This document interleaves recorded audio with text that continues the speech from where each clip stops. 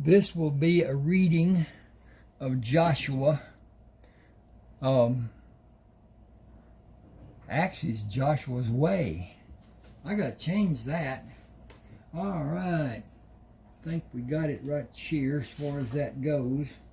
And here it is. Wow. Not Joshua, but Joshua's Way. How about that? Is that straight or not? Well, it looks sort of whatever. At any rate, I made this cover. Love it. At any rate, as I said, this is not working. Okay, there we go. Okay, I got to churn this up. What I did, I tried to make a video different, and it didn't like the formatting of it being that way. Now, this is I wish you would read, in fact, all of the book Joshua. You can find it on Smashwords. You can contact me about having a copy of it and whatever. Just this email that you see there, ron7560444@yahoo.com. And at any rate, this is a list of the books that I penned and published. Not in the order that they were written, but as they came up and as they've evolved over the years, and it's been years. At any rate, I'm going to start off here with Lovers, Lies, and Lilies, Part 1. It's quite a story. Lovers, Lies, and Lilies, Part 2. Continuation of the story. Lovers, Lies, and Lilies, Emily's story is a continuation of the characters, but it's based on a different woman and her problems with her husband. John Barlow, a character in Lovers, Lies, and Lilies, Part 1. Neighbors with Benefits. Sexy Assassin, which is a continuation of a story with the main character, main hero and the heroine, and their life. Summer Help Wanted. Joshua, Joshua's Way, Guile Crossing are all Joshua Crammer stories. It continues. Guile was a love interest of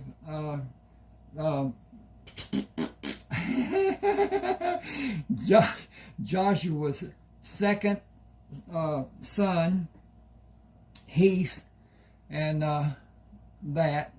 Okay, and then Heath follows that with Sherman, who is the older son of Joshua Crammer.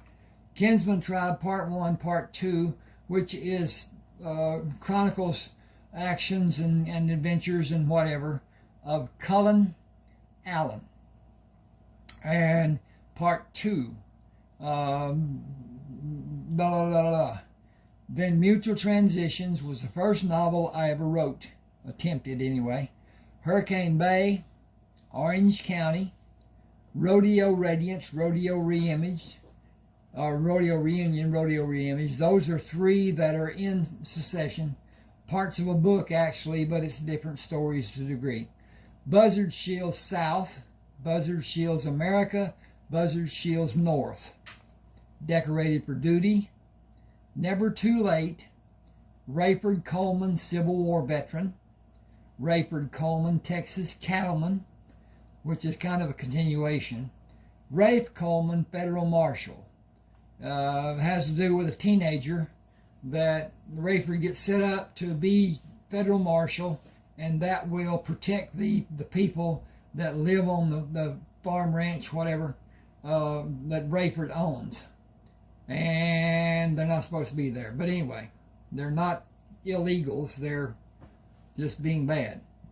Then South of the River. And then I wrote a book, Clay Byers, Bounty Hunter, and another tale. This part is done in chapter 12 through chapter 27. 15 chapters that is it's a continuation of Joshua. But you'd have to read Joshua to know these characters and what their relevance is and whatever. At any rate, here's chapter 12.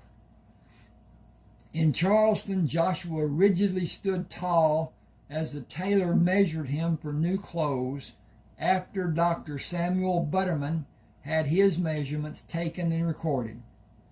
Sakim asked the tailor, "Does another tailor have a shop in town other than Miss Traitor?" Maurice Ledbetter said, "No, only Dot Trailer. She does women's dresses exclusively." Sakim asked, "Who do you trust to change your valuables to currency?" Maurice said, "A trader named Jared Tilson does my exchanges. I save them and make my exchanges when he comes into town." Joshua looked at Sakim and then Tony and smiled. "When is he due to come back?" Maurice waved his hand as if he'd brushed away a fly or another hindrance. "Soon. Oh, I don't know. Will you allow me to finish these measurements?" Joshua stepped away from him. "First tell me if there are other people who can sew for a large group of men." Give me just a second. I need to check on my progress here. See what's going on and how it's doing, and it's doing okay and blah, blah, blah. And, okay. That's the back of my laptop that you can see. I don't have an office. I'm operating on a shoestring, doing the best I can, and retired, elderly, and whatever. But at any rate, Joshua stepped away from him. "First tell me if there are other people who can sew for a large group of men." Exasperated, Maurice said, "I have all the people needed to make clothes for you and your paltry party. Get back here and let me finish." Joshua said, "You may already be finished." Sakim pushed between them. "Mr. Ledbetter, you misunderstand. The number of men Mr. Crammer made reference to is about 1/3 the population of Charleston. Naturally, you will be well compensated for your tailoring skill and your supervision of the work done, and for your trips to the ships to measure the men for everyday clothing and more fashionable dress." Maurice protested, "My business is here. I will not go on to some disease-infested ship." Sakim pushed him away. "Doctor, it is time for us to see the lady you spoke of. We will go to see Dot Trailer. Considering the attitude of this establishment, our needs will be better served elsewhere other than with you." He pushed Maurice away. "I am in league with the men of the Crammer Company. I am in a thither awaiting the construction of the hotel. I look forward to luxurious living and fine dining. I am also awaiting the bank to be built and held privately. The growth coming to Charleston can only bring prosperity and wealth to all of us." He paused and stared. "Mr. Ledbetter, your decision to belittle us is unforgivable." Sakim balled his fist in the tailor's face. "Good day, Mr. Ledbetter. Mark this day on your calendar. It is a day we will all remember, and you will regret." Outside the shop, Joshua patted Sakim on the back. "You are my hero. I lost my composure, but you did not need to protect me. He is too little to hit and too stupid to consider. He was condescending when he was measuring Sam, and he was haughty when he was measuring me. Our clothes are not threadbare, and they are recently washed as we were. What reason does what reason does he have to be so snobbish?" I'm going to push this a little bit, hope it doesn't interfere much. Sakim said, Could it be because we look to be so poor? Sam said little people often have a less than agreeable attitude. Dot may be helpful. As Ledbetter says, she does women's clothes, but she may give us some form of help. There is no one else that I know of in Charleston. A young girl greeted them when they entered Dot's dress shop. May I help you? Sam said, we are in need of new clothes. She said, only women clients come here. He said, we are hoping to have some form of assistance that will lead to an arrangement beneficial to both parties. She looked confused. I am not able to help. Dot pushed through the curtains leading from the back of the shop. Dr. Butterman, I thought I recognized your voice. How good it is to see you. You have been away so long. Just an unfortunate occurrence. The explanation will be interesting and longer than this day will allow. She looked at the others and asked Joshua, how may I be of assistance? Sam said we are in need of clothes, both daily wear and dress clothes for occasional wear. She smiled. I usually only do work for women. He said, does that mean you will consider us as clients? You are my doctor, or I should say you were my doctor. You have been sorely missed, as many have been needing your services. Naturally, I will make every effort to squeeze you in, but not today. A wedding is about to happen, and all the women have not been measured and fitted and had a final fitting. If you will, come back early in the morning and I will start. How many should I expect? Sam said less than 300 men.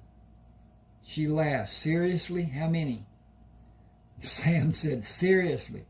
We just arrived from an ocean voyage with 5 ships. Almost 300 men. She said, the girls are going to love this situation. Joshua said, the men are under control. Many of us will make our homes here. There will not be a problem between our complement and the local people. She said, will you be a resident also? He smiled. I have been away for some time. My home is south and west of Charleston. I will conduct my business here and possibly have a home here, but I will go to my home eventually. She said, I will enjoy your visits. He took her extended hands. I have been in an unfortunate situation for a long time. She smiled. You are too young to have had a bad marriage. Will you meet me for dinner tonight and explain? Joshua said it would be my pleasure. Where will we meet? She turned to Sam. Will you join us? He said, 2 is company, 3 is a crowd. She said, I will bring friends if all of you will meet us. I will make arrangements later. She looked at Sakim. I have a friend for you if you allow me to introduce you. I am surprised, grateful, and delighted. Do you have about 286 other friends? She said the others will need to fend for themselves, but there are more than a few available women. Free land has lured most of the young men and many of the older men away from Charleston. The equation of women to men is incongruously lopsided. Joshua said, we have been on a ship for too long to recount. The clothes we have are represented before you. We do not have others. She said, don't you just hate stuffy first meetings? Joshua smiled. I will welcome even that. She squeezed his hands. We're going to have a great evening. Everyone who will be there will have a great evening. I will have a carriage come to the end of the wharf for you at 6. You are together now. Will you be together on the wharf? Again, she squeezed Joshua's hands. We will all be introduced then. She released his hands. I will beg your pardon now. I have so much to do with the needs of the ladies in the wedding party. Sam said, We have shopping to do. If there's anything we may bring, is there anything we may bring tonight? She said, I have all that is needed, but you may want some specialty item to drink. Wine, perhaps? Sam said, until this evening, then. Louisa answered the door of Dorothy Traylor's home. Miss Dorothy is upstairs with the others. You all didn't wear hats. Sam said, we do not have hats to wear. It would not look stylish to wear hats with everyday street clothes. She turned away to go back to her duties. It would make sense to keep your head warm, but that ain't none of my business. Each of the four men carried a wine bottle into Dorothy Traylor's home. Louisa said, you can bring the bottles into the dining room. Just put them on the table. Miss Dorothy and them gals will be down in a bit. If you smoke, do it outside. You all can take a seat in the parlor to wait. Tessie and me got lots to do before you can eat. Didn't expect no one for dinner tonight. The men stood when they heard the women talking as they came down the stairs. Dot stopped before the other women came into the parlor. Gentlemen, please choose a dinner partner. She walked to stand beside Joshua, placed her arms around him, and kissed his cheek. You are mine. Sam took Dana Prather's hand. I am Sam. She said, I know who you are, Dr. Butterman. I have not been Dr. Butterman for some time, except occasionally on the ships. Please allow me to be just Sam tonight. Sakim and Tony did not move. Melinda Crosby walked to Sakim and extended her hand. I am Melinda, but you can call me Linda if you like. Sakim gently took her hand. I would prefer calling you by your name, if you will allow me the freedom. And so, I'm going to make some noises here, possibly. I think my blood sugar just went down and I need to replenish. So, I'm going to do some zips. Oh yeah, dull knife. And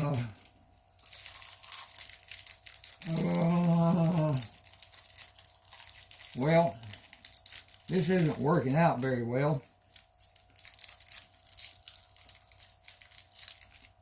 It's peppermint candy, and it's in a package, and got it at Walmart. At any rate, I have hypoglycemia, which is low blood sugar at times. In other words, instead of going up like hyperglycemia does, mine drops. And I get all kinds of weird feelings and looking and balance problems and stuff. I keep a packet of sugar. When I was driving, I did anyway. Now I've got a aspirin bottle with sugar in it. Drop a little sugar. The doctors tell me that's a sugar spike, not good. Well, dying's not good either. And being goofy feeling isn't so great either. So at any rate, I keep sugar content of some sort with me at all times. And I can feel it coming on. I can see it coming on sometimes. But at any rate, it is what it is. It's hard to talk with a piece of candy in your mouth, but here we go.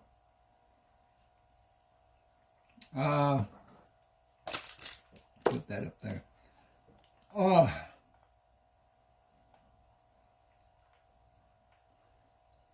Karen Slater smiled at Tony. That just leaves me. I promise not to bite. Tony walked to her, took her hand, and bent to kiss the back of her folded hand. I would have picked you, but I am Spanish. perhaps not to your liking. She said, "You are deliciously handsome. That's what you are." Mama was from Seville. "It is near where my home was." Dot leaned near Joshua and whispered, "It is how I planned them to be together." She lightly brushed her lips across his ear. He drew away and looked at her with a questioning expression on his face. She laughed. "I chose you this afternoon." Through the evening, conversation across the table was light, with the couples talking mostly to each other. Joshua said, "Louisa called you Dorothy. How did you come to be called Dot?" She smiled. "My grandfather called me Dottie. In grade school, a bully was hurting a boy I knew, and I told him to stop.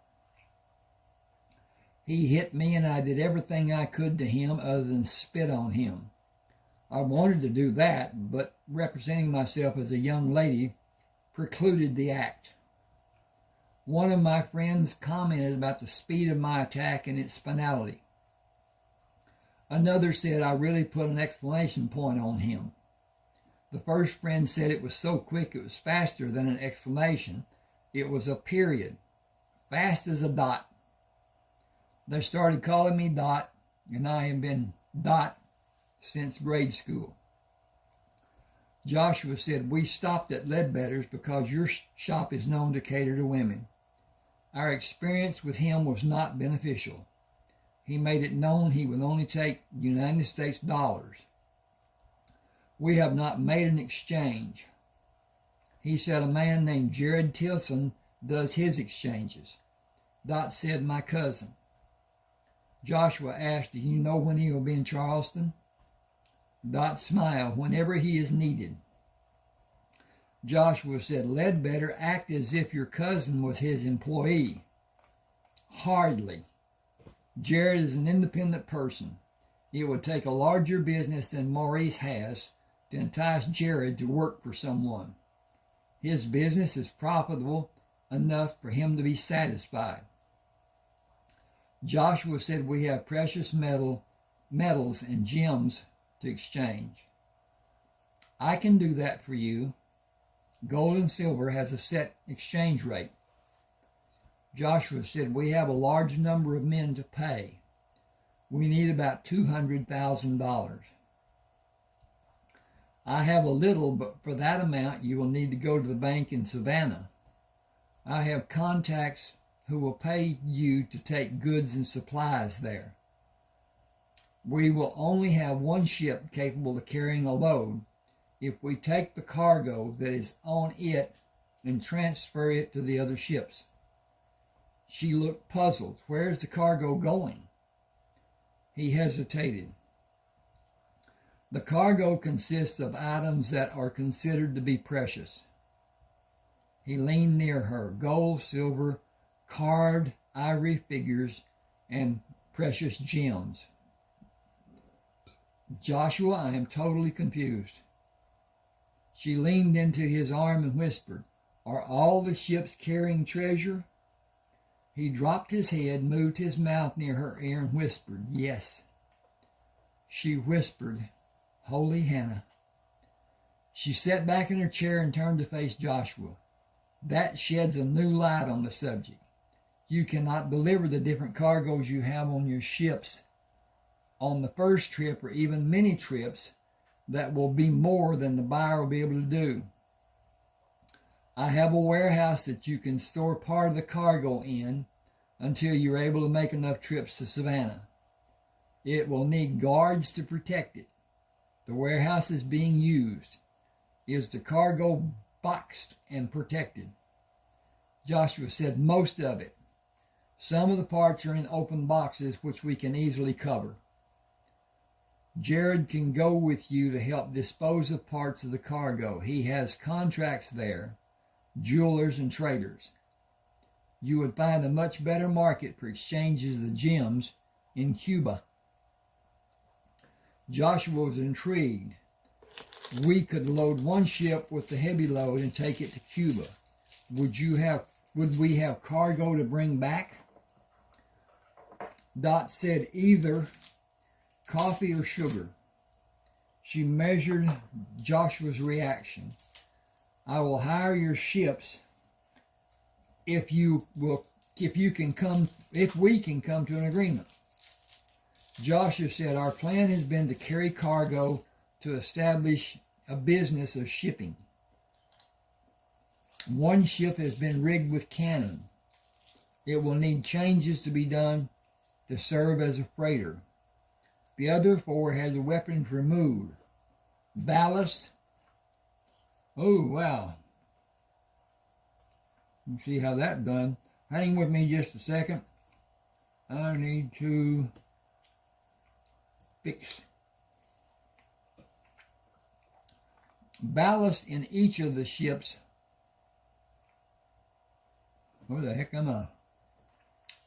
Has been removed to accommodate the amount of cargo that fill the open spaces.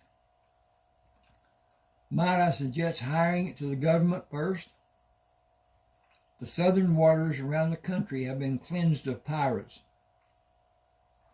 The North Atlantic is still suffering their brutalities. Joshua shook his head. We will operate down here or in the Gulf of Mexico. She said, I need ships to go to Cuba. It will be very profitable. Take a load down and bring a load back. I can use every ship you have, even Tampa to Cuba and back. I wish you had 20 more ships. The trading is exceptional now and only a few ships are available. Joshua said, we have discussed building ships, but I think the risk will be too great. Hurricanes are the only worry. Use a rotation plan. Take 5 ships to Cuba. Load 3 for Tampa and 2 to come back in the Atlantic to any port you choose. Let them make trips back and forth for 3 weeks.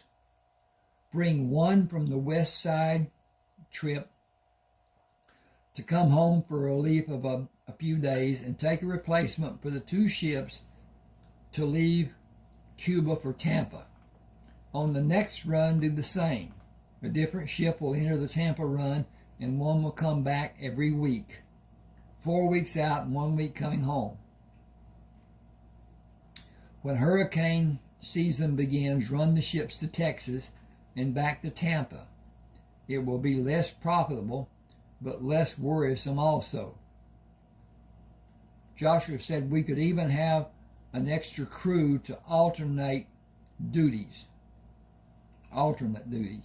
It would mean a change of crews every week, and the new crew would be on a different ship. The 3 other men stopped talking and listened to Joshua and Dot's conversation. Sakim said, I saw ships being built to pass through the harbor. Are they for sale? We have enough men to put 3 more ships into service using small crews. Dot said, Jared and I have a partnership with 1 being built. I believe 2 or 3 may be purchased. The men who bargained to have them built have paid as it was scheduled until recently. They stopped construction due to a lack of funds. I will talk to them if you like.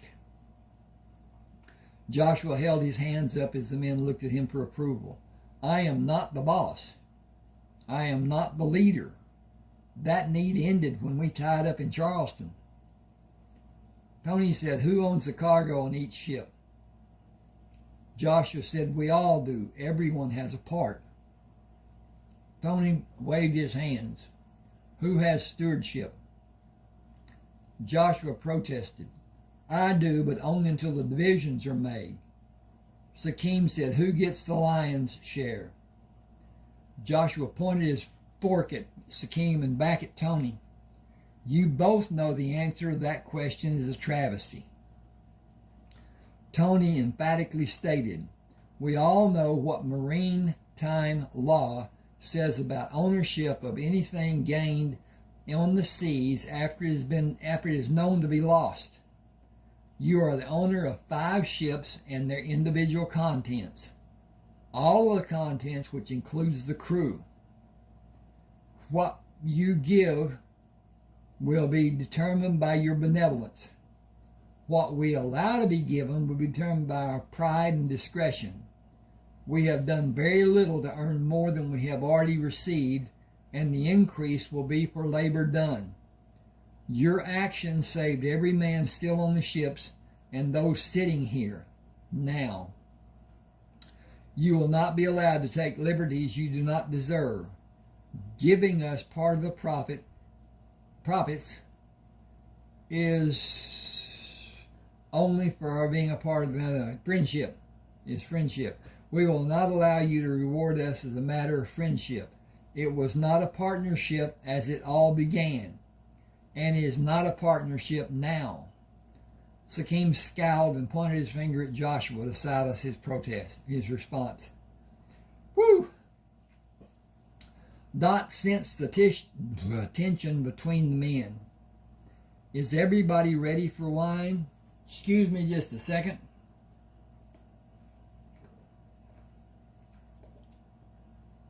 Ooh, goodbye.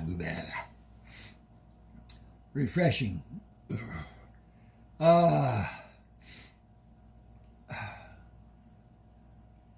wonder riposte. Thank you.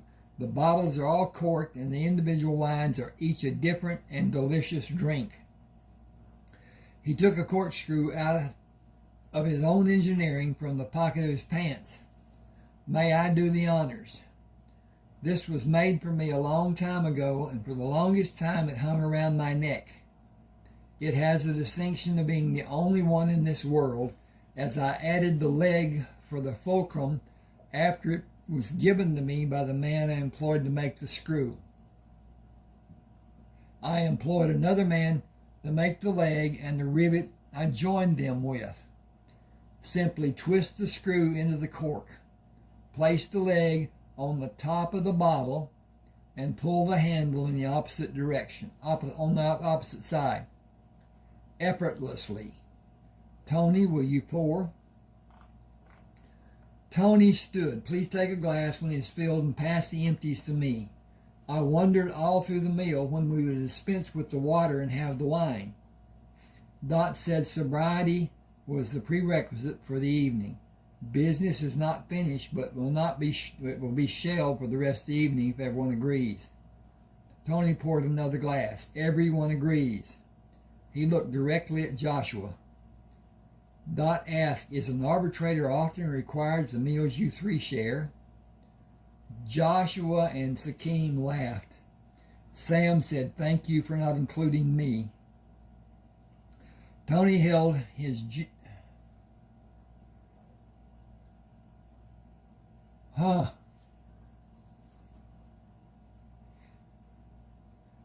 Tony held his gesture. That doesn't make sense. Tony gestured. Okay, that'll do the thing. Tony gestured with his glass held toward Dot. I got to fix that. Give me just a second. I got to find my cursor placement to start with. There it is, and there it is. Held his glass. Oh, okay. Toward.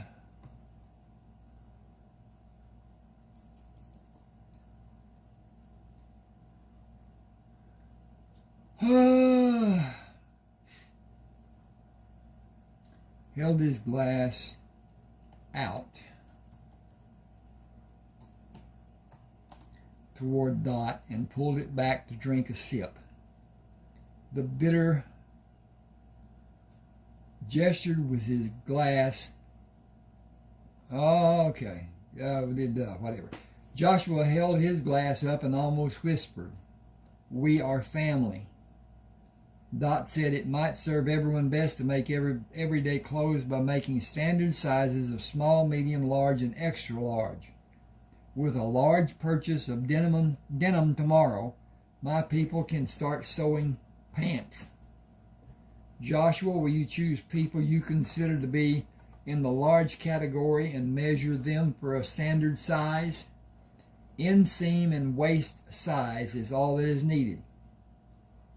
Sakim, will you measure those you consider to be a medium? And Tony, will you measure the smaller men? The clothes will fit loosely, but they will be functional. Shirts are a totally different venture. Small, medium, and large will be made. Take the sample clothes to the men and have small groups try them on for size and note where adjustments need to be made. It is the easiest way until everyone can be fitted. The first sets of different size clothes will be ready day after tomorrow, just for men to try on and have an educated guess as to what more will be needed. She turned to Joshua. A corner will be emptied tomorrow morning in the northeast warehouse. It is warehouse number 9. It will house your cargo from the ships, now and in the future. We have stevedore services and will move the cargo from your ships to the warehouse, and cargo taken to Savannah will be brought to the ships. The ship you spoke of with cannon will go to the shipyard across the harbor. The cannon will not be allowed to remain intact by law and will be melted. An analysis will be done to determine the sales price per ton. The specifications you desire for the needed changes will be written and plans drawn out to be followed. You will need to have a representative to go to the shipyard for consultation. I would recommend the owner of the shipyard. Joshua sat without speaking. Sakim asked, "Why would you give so much trust to a shipyard owner? Does he have some special quality for decision making?" Dot smiled. "I do." Joshua asked, "You do what?" She said, "I do have special qualities to facilitate decision making." Joshua was surprised. "You?" He placed the glass on the table. "You are the owner of the shipyard. You run a dress shop and you own the shipyard, and you need more ships to haul your cargo. What else do you have hidden under the table? Do you also own the warehouses?" "My father's father built trailer enterprises. He started more than 30 years ago.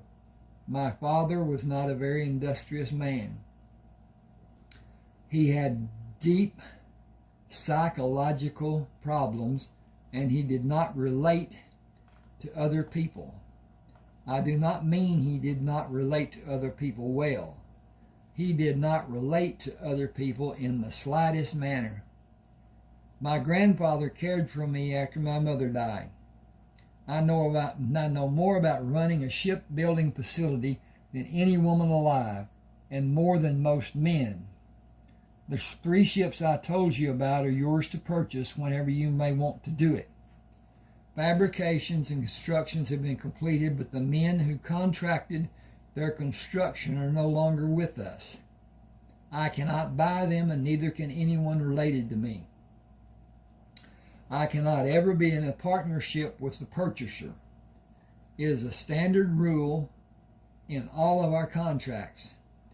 I can, however, sell them to recoup my investment and pay the heirs for their investment and a % over that figure.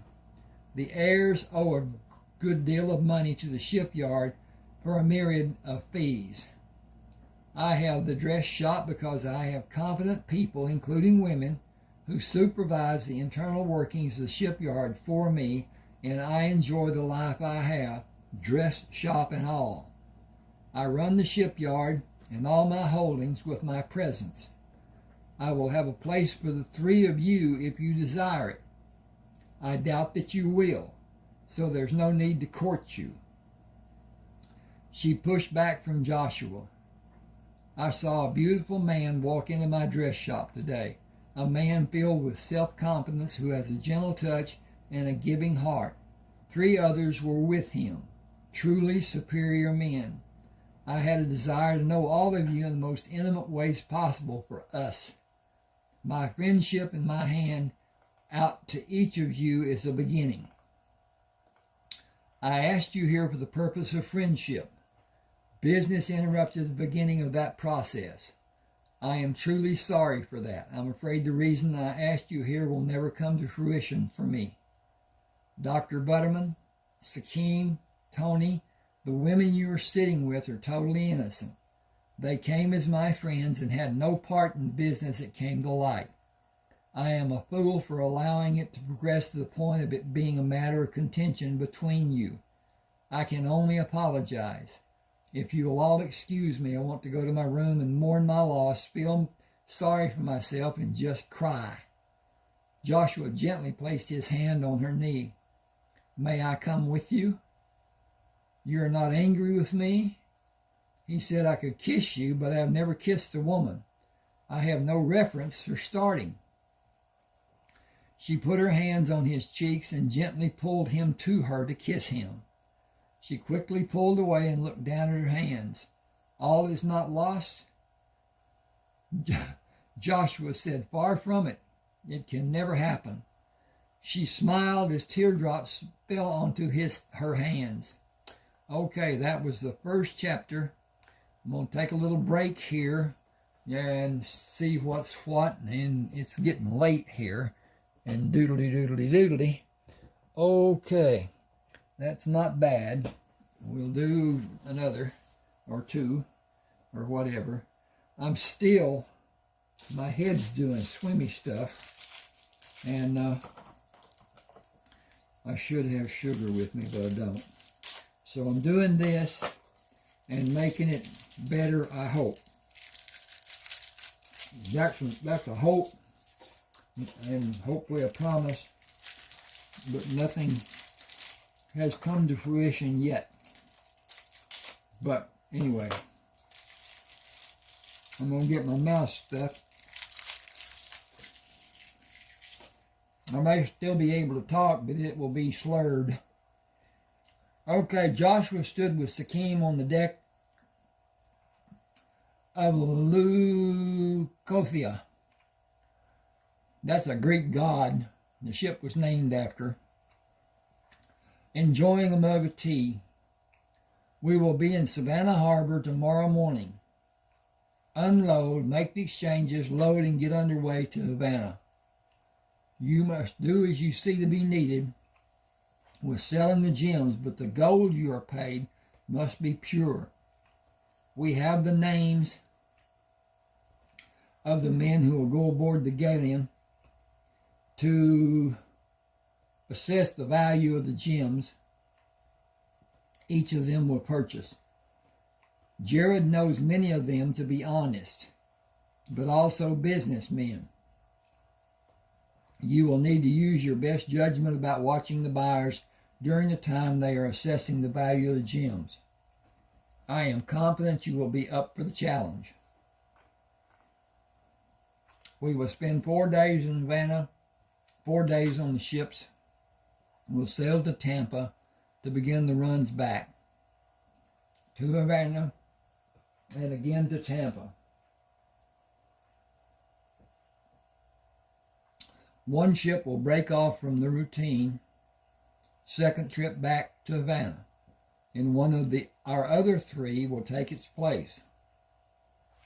After another round trip, the same scenario will be done. The crews will eventually be on ships for 7 weeks with a week off before boarding another ship to complete another 7-week trip. Sakim said this life is so much better for our health than our previous life was. Tony came to stand with them, having heard their conversation. I could really become accustomed to this routine if all I wanted to be was a sailor. Sakim asked, how will we keep the men in line and out of trouble when they go into the cities the ships will visit? Tony answered, we will not try. They are grown. If they choose to become embroiled in some difficulty, it will be their responsibility to resolve the problem. Excuse me a second. I told them how to conduct themselves off the ship, especially in Havana. The laws there are not the same as they are accustomed to. I advised them to enjoy their days off the ship and spend the nights back aboard. I have no confidence in it happening as I advised. There may be some who will use good judgment. Others, I'm certain, will win every bet I might make that they will be in some kind of trouble inside the next month. Joshua said, make a list of those you and other officers suspect and have them remain on the duty the first day in port. Give them permission to leave the ship the second day, but place a curfew for the ship's complement to begin at 8 o'clock in the evening. Anyone not back by 7 o'clock will be restricted to the ship until it leaves. The next port will also be restricted to the members of the crew. If that person is the cause of the crew being restricted 3 times, he will be escorted from the ship and he will not return to one of our ships. Make it standard policy once the first restriction must be enforced. The men need to be made aware that they are ambassadors of the ship and they represent all of us. They will not be allowed to make us look foolish or immature or otherwise. He looked knowingly at Sakim. Yes, I am again commander of the fleet. Necessity demands it. Sakim led the 7 men down the ladder into the forward hold. There are 14 boxes of gems. You may each purchase 2. If it so happens that there are 2 boxes desired by each of you and the price is right and your gold is plentiful, an empty box is available for each of you to examine the gem of your choice and place the contents you removed into the empty box for clarity. I will not attempt to dishonor you, and I will not be tolerant of disrespect. Should that become the case, and I believe I am being treated less than is deserved, the prospect will be removed and the opportunity will be offered to another buyer. This is a small offering. If we culminate our business today, there will be opportunities in the future for each of you. Gentlemen, choose your boxes. Each of the offers were to Sakim's satisfaction.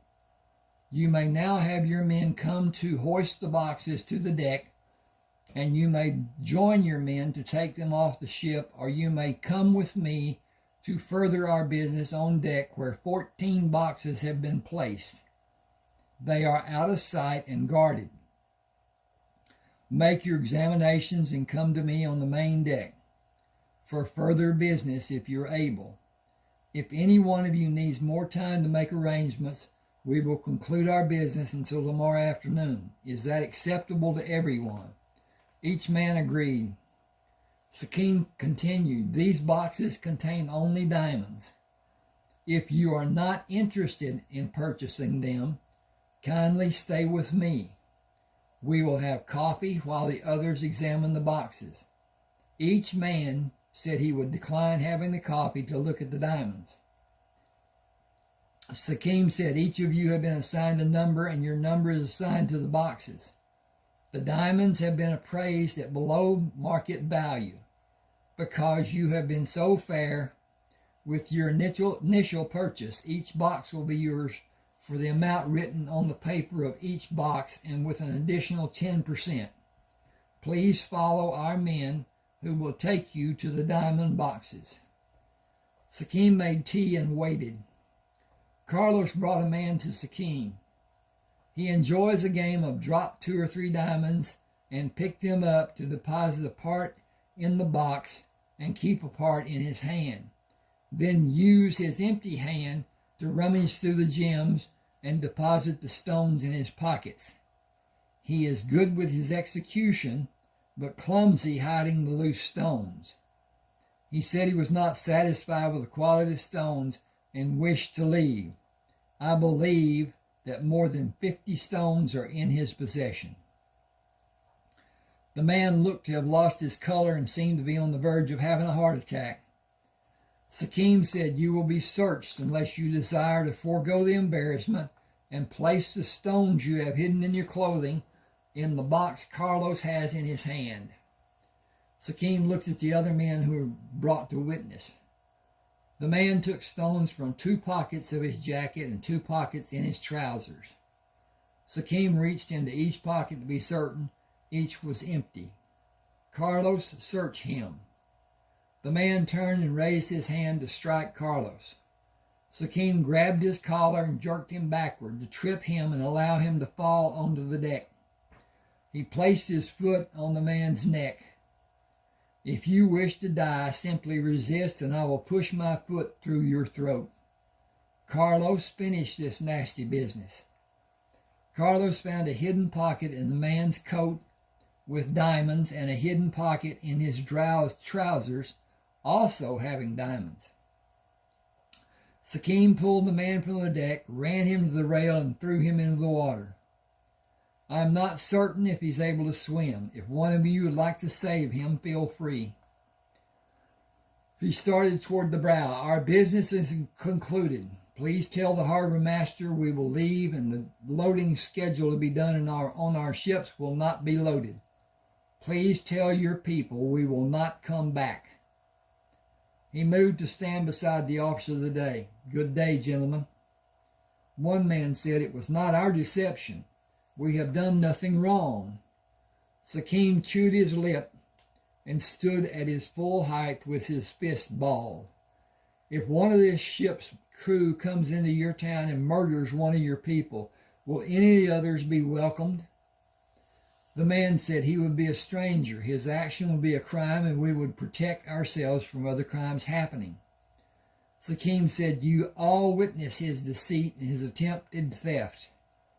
He represents your town and the governing body and your people and you. He is you." Another man said, "He acted independently of us. We had no knowledge of his actions. We will do anything possible to right the severity of this crime. We will give you..." I need to change that. That should be his crime, not this. And that says Stinky, and it's his crime. "We all give you our word that he will be prosecuted." Sakim said, "We came to conduct business. We have no desire to do otherwise, but we must assume our crew is not safe from being harmed. They are young and inexperienced and may act inappropriately, even stupidly. Will they then be judged in a different manner than a local person would be?" The man said, "I promise this for all of us and all our people. Should one of your crew have the slightest problem, I stress again the slightest, we will bring him to the ship for your judgment or his commanding officer in any future incident. We will never allow it to escalate or him to be judged unfairly. Is that enough for us to continue our business today and in the future?" "That is our wish today and in the future." Sakim said, "It was what I desired until he attempted to steal. It is not his attempted theft that is so disheartening. It is the disrespect and the contempt of our intelligence. It is demeaning to all of us, including all of you. It was an accidental occurrence. It was not an accidental occurrence. Hidden pockets, playing a game to deceive us and steal from us and disrespect us. That is how he represents Cuba." The man said, "We all totally agree. May we continue?" Sakim waved his hand. "Yes, of course. We have business to conduct. Continue. You will each have more in the 2 boxes he was to have, and there are 8 more boxes for each of you. I do not believe our business will be concluded today, and if not, loading will not be done today as it is scheduled." The man said, "We will send for more gold to pay for the gems and be thankful for your kindness. Each of us promise it will be returned to you and to your men, today and for all visits in the future. It will benefit all of us. We are delighted to have the jewels. That is a personal benefit for us, and it will have rewards for our businesses. The commerce in coffee and sugar over the years will be beneficial for everyone in Cuba, because the economy will grow and individual living will be enhanced in a multitude of ways. Your ships coming to Cuba never need to wait for the loads of cargo to be taken off and another load brought to the ship. In a matter of hours, if it is possible, it will be done. The cargo coming to your island is usually bound for another destination, and the consignments of sugar and coffee are mostly waiting for your ships. There are only a small number of ships coming here from the south and from Mexico. Even fewer ships come from America. Large boats bring coffee and sugar cane from the other islands. We try to help them by giving a little money, but even we do not have much to give for a commodity that has no demand or value. Sakim asked, what number of ships do you desire to have each month? The man held his hands with palms up and shrugged his shoulders. Each week, not each month. Green coffee beans from South America fill our warehouses, and the following ships cannot offload.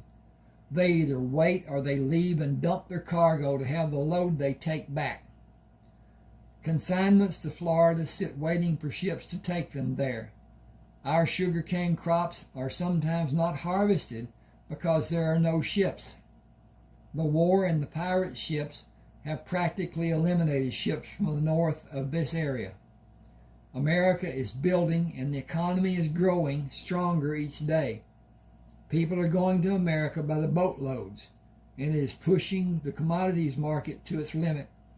Ships from South America take their loads of food to the northern cities and take cargo back to South America and Mexico.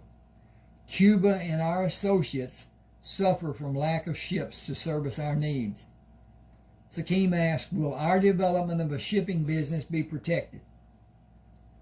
If we build more ships and help your economy, will long-term contracts be done for everyone's protection? Just hang on a second. I got to check again, see what my stuff is. My knees. Ooh. And, okay, we doing all right. I am Bartholomew de Cuellar. I will guarantee that your ships will have primary consideration, and we will sign contracts stating it will be such for a time of 25 years. Sakim said the Crammer company will have 6 more ships coming into the fleet next week, giving us 15 ships. Is it possible to utilize each of them? Bartholomew said, assign 4 of your ships to take their loads to Biscayne Bay and St. Augustine in Florida, and complete unloading in Savannah to bring goods here, and repeat the process, or load for Savannah and bring goods back. It will be a great profit to your company. His eyes fairly twinkled. Build a facility in Charleston to roast and grind coffee and package it for shipment overland, and your company will have another source of profit. The need for ships to be built is overwhelming, while a single person's ability to pay for the ship does not exist. The wars of the past 20 years and the activities of the independent pirates and privateers have destroyed ships to a point that practically no commercial ships are left in this part of the world. Your company's ships are greatly prized by the people of Cuba. Before the wars, Cuba was a hub for commercial trade. Our economy has suffered. Our growth has suffered. Our people have suffered. The commerce your company will bring to Cuba will give a ray of hope for a brighter future for all Cubans. Oh, I can't pronounce some of this stuff, but I looked it up. Smolajab, 2, Falahin, Galen, and Arcadian left Havana Harbor for Tampa, Florida, loaded with sugar and coffee. the Adelphia and Dionysus went to Savannah loaded with sugar and coffee, while the Lusitania went to Charleston having the forward hold loaded with sugar and coffee with the added weight of gold from the sale of the gems in the aft hold and throughout the cabins of the upper deck. Sakim came from his plant room. Fresh brewed coffee is ready. This will be my last voyage. The bank building with 2 full access vaults will be ready. I am to be a landlubber, destined no more for the seas, a gentleman of distinction. Tony said, "You have always been a gentleman who stinks." Sakim said, "What will your lot in life become?" Tony smiled. Karen Slather will be my concentration and assistant to the president of Crammer Enterprises. Enterprise will be my destination. He pulled Joshua to him. "I will carry the money." Joshua said seriously, "After we have the 5 ships we contracted to purchase and Dot's 4 ships all in service, we're going to buy land and build the coffee bean roasting facility. It needs a name." "Oh, I've got a problem there. Boy, that's bad." "Ah ha ha ha." Sakim quipped. "Think of the times we have racked our cognitive processes to mutually agree on a name. Each time one of us had a moment of lucid thought and the others acquiesced, relieved to no longer be subjected to scrutiny of our peers. How fragile is the human psyche. Names for ships were easy. Select a god from some destination of name to benefit the ship and the crew. The name for a house to roast coffee beans is also simple. Roaster's House. A play on words, not hen house, evolved to rooster's house, but roaster's house. Joshua looked at Sakim, who backed away laughing. "You are a genius." Sakim. Joshua looked at Sakim, who backed away laughing. "You are a genius." Sakim says, "I have labored long to convey the height of my mental prowess."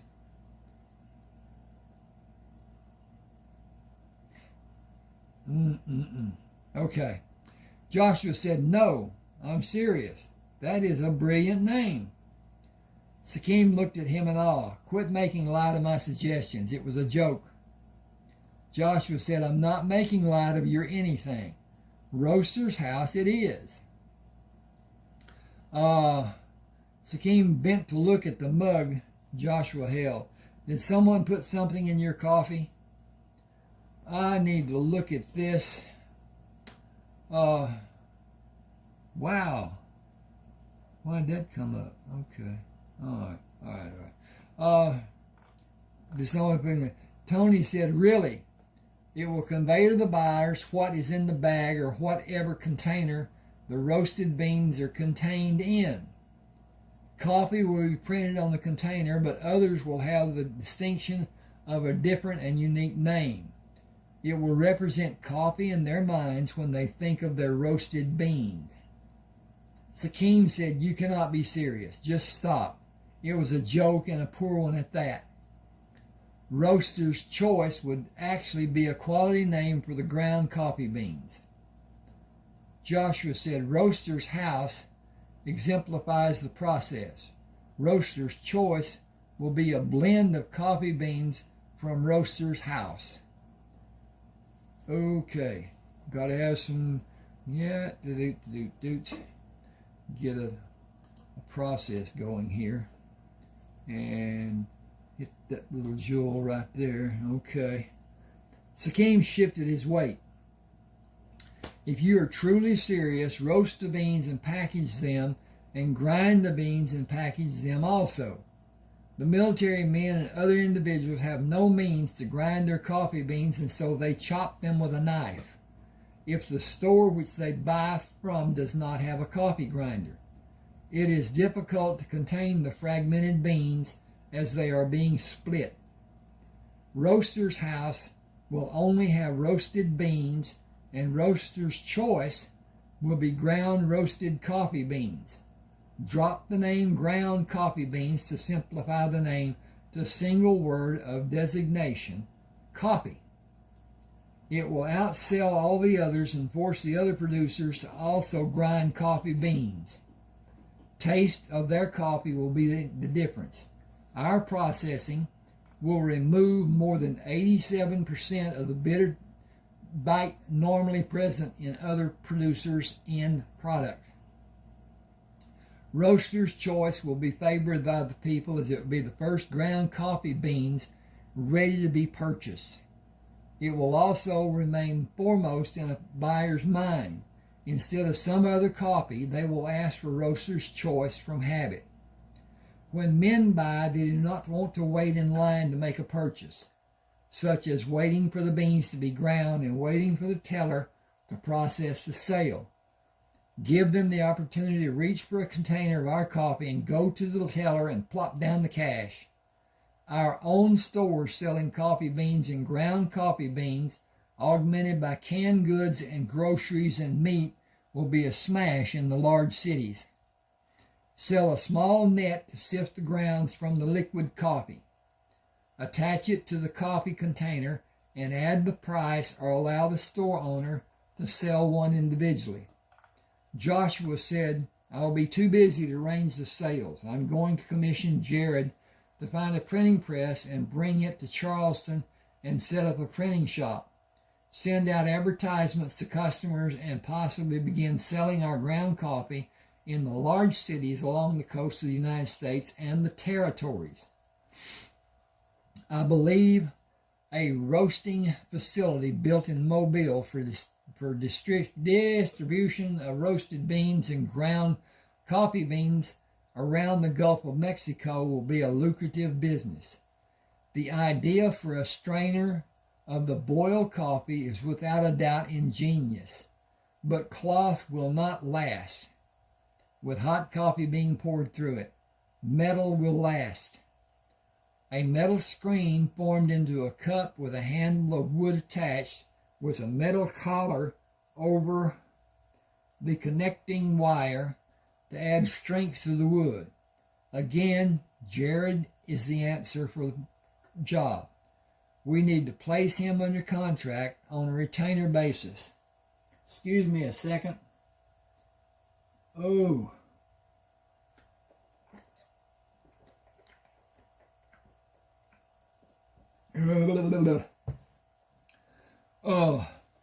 Dot arrived in a small boat to find Joshua sitting in her carriage. "We had a wonderful voyage and a profitable one. I have so much news for you. Will you take me to one of the outdoor restaurants? I would kiss you if this rig had a top. I may have another ship in the yard for purchase and one in my Virginia yard." Joshua said, "For a total of 7. Dot answered, "For a total of 17 as the sum of all our ships." "Is Cuba beautiful?" "What I was able to see that was not much." She took his hand in hers. "You did not have a hot Latin lover while you were there?" Joshua motioned to the driver to leave. Dot said, "George, have you ever had a hot Latin lover?" "No, ma'am. Mine's all been black." Not anybody was saying anything about them being what you might call being hot. You've been calling hot. She joked with him. "George, why, George, are you being modest? Tessie tells me you're a known romantic." "Ain't had much romance neither." "George." "Yes, ma'am. I'm surprised at you." He smiled. "You not as surprised as Mr. Joshua is at you right now." She turned to Joshua. "Aren't you surprised at my being so happy?" He smiled. "Seeing you makes me happy. Caring about you makes me happy." "Thank you, George." George said, "If it was me, I'd be kissing her and not be caring if somebody be looking. The whole town knows you're in love." Dot feigned indifference. "Why, George, what have you heard?" "Ain't had to heard nothing with you flitting around and looking happy like you was about to bust. Everybody's seen it." Dot held her head close to Joshua's. Kiss me. Hang on a second before he kisses her. Oh, ho, ho, ho. And it is time for us to say, ha, ha, ha, everything's good.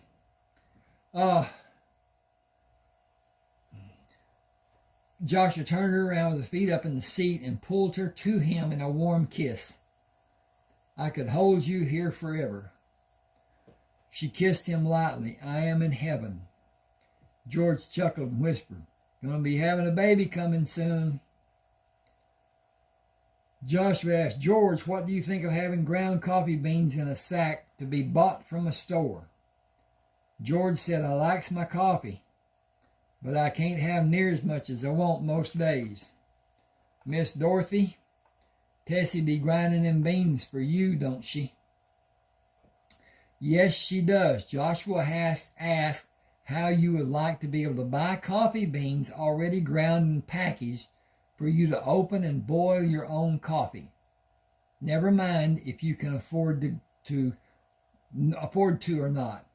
He asked your opinion. Please answer as if you are totally able to buy as you so desire.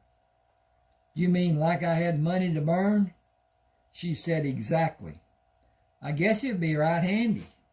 Just open my new bag of coffee, whip up a pot, and drink it all day long. Can I buy sugar for the sweetening? She said, George, you're rich. You may do as you like.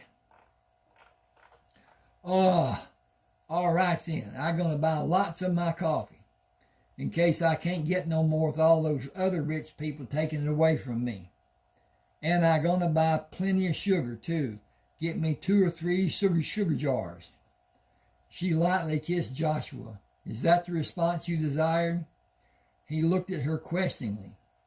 I am seriously considering building a roasting facility here and at Mobile in the Mississippi Territory, and package the coffee beans labeled coffee beans and the beans that are roasted and ground labeled coffee. Also a sugar packaging plant at both locations. He waited for her to respond and continued. We have contracts from Cuba to take cargo of beans and sugar to Tampa and Savannah and Charleston and north of Charleston when it is safe. Sakim has told me that any number of ships will be loaded anytime one can be there. We have cargo going to Savannah and to Cuba. Loading out of Cuba will be very lucrative. We need to build more ships. She drew back from him. Are you sure you want to do all you talked about? I am certain about how ground coffee beans will be received.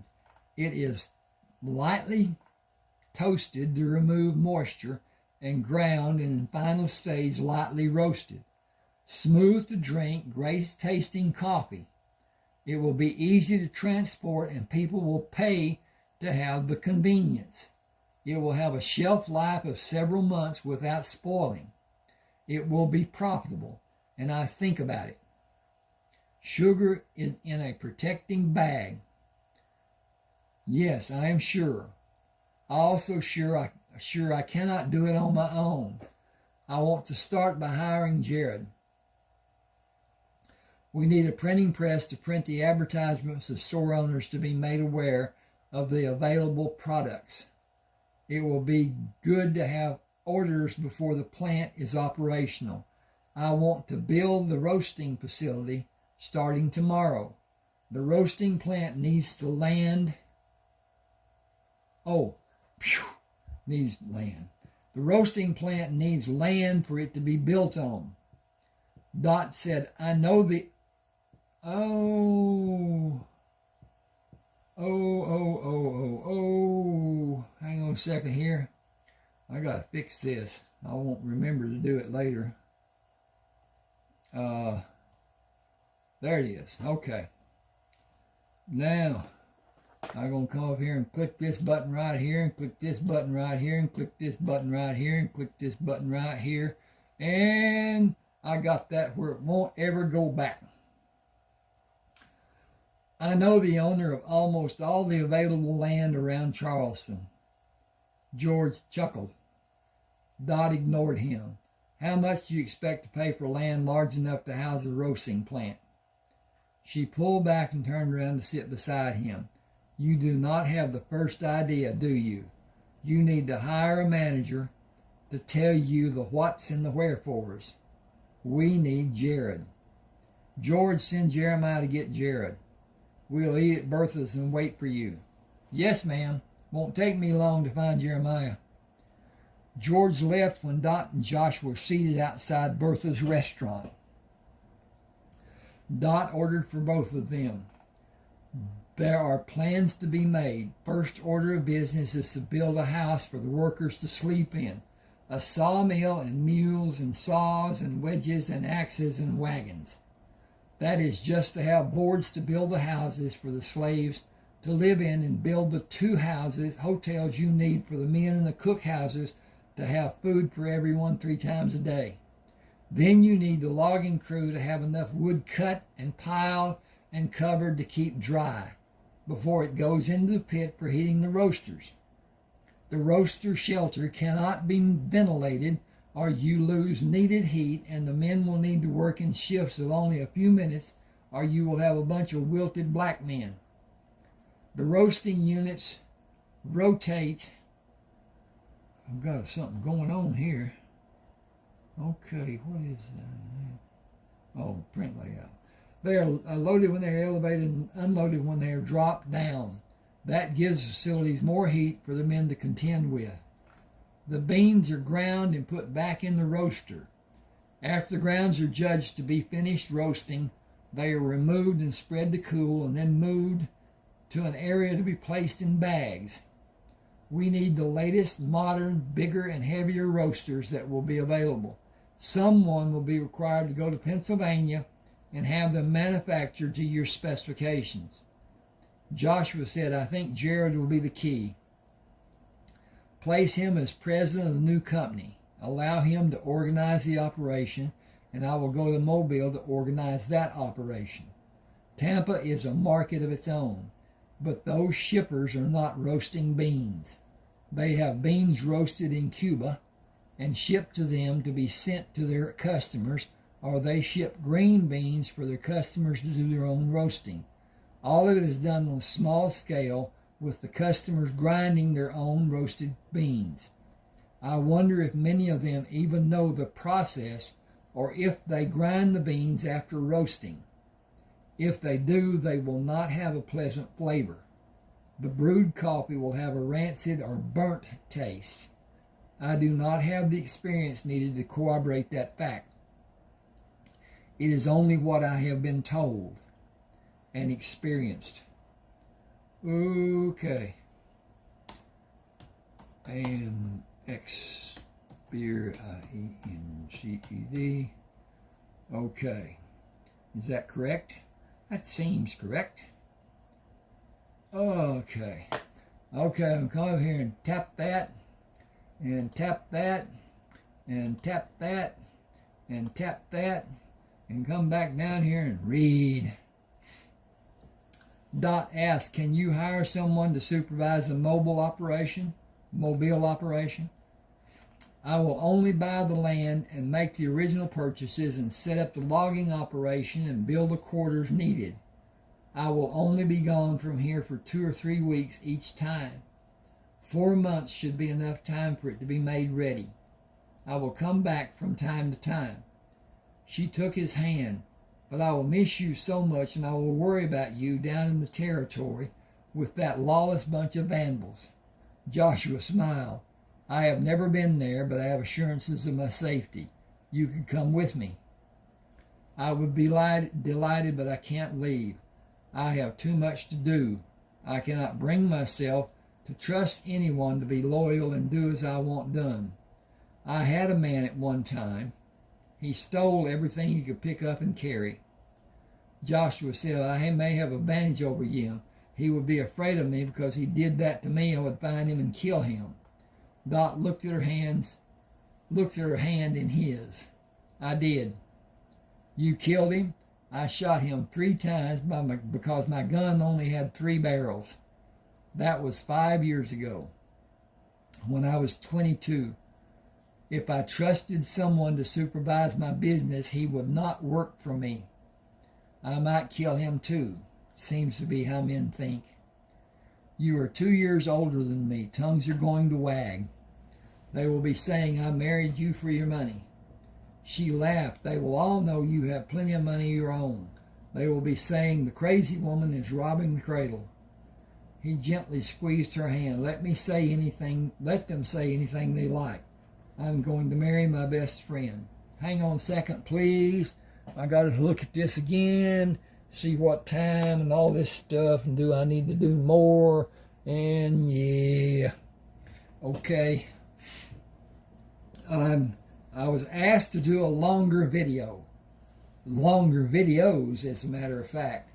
People want to be working or doing or whatever and have their telephone, possibly with an earphone, and if they're having an earphone, they can be anywhere within probably 30 feet or something like that from the phone and still be able to hear what they're doing. So they can work, clean house, do stuff, wash dishes, clothes, whatever, and still listen. And when the ads are up, they can listen to the ads. It's not a matter of turning them off or anything like that. It's a matter of just listening. That's what everybody's doing. It's just entertainment. The ads can be entertaining. Now, if they're one that I've seen several, they're preachers. Them suckers are windy. They go on for, 15, 20, 30 minutes. Now, I don't know about you. I am not going to listen to that. And I'm going to hit that skip button. And it will cost me money every time it happens because I get paid a little bit each time an ad is played. Now, they have no way of knowing, even with AI, if somebody watched the ad, if somebody liked the ad, and whatever. So they will probably eventually come up with a button you can click that you liked the ad. And so it's a problem. It's a problem. Okay, let's see where we are here. Squeeze in. Let me say, no. Will you be happy living in my house? This is her. That was him. If it will be a concern for you, we can build another one all our own. He said, I began loving you the first night we met in your house. I will be comfortable there if I am with you. She said, I need it to be soon because I feel like doing something that will really sully my reputation when I come back from Mobile. She murmured, Dorothy Lynette Crammer. It is a very respectable name. Joshua stood on the deck of the Acadian on his way back to Savannah and Charleston. He looked up at the night sky. I am without Sakim and Tony for the first time in many years. I did not feel lost going to Havana. I wonder why now. Maybe the night air blowing reminds me of some other time in a distant place. There have been so many. Life is what happens to you while you're making other plans. Diego brought an extra mug of coffee. Talking to yourself out loud? You know it is a sign of old age. Joshua said, sometimes I feel as if I am old and I'm not yet 30. So much has been forced on me. Ma and Pa dying so early in my life, and those damnable pirates and the deceit of Ferdinand, and everything that has happened in those last years. So much to be sad about and so much to be thankful for. Excuse me just a minute. Okay. She has also had losses in her life. It seems we all miss something. Are you missing your family less as time goes by? Diego drank from the mug and stood silent for a time. It takes all my resolve to refrain from trying to gain some bits of news from them. It can never happen. We all know it, but we all still hope. He smiled. I have also found a beautiful friend. We will be married when I can afford a house. She sews for your Dorothy. Joshua was surprised. Diego, I had no idea.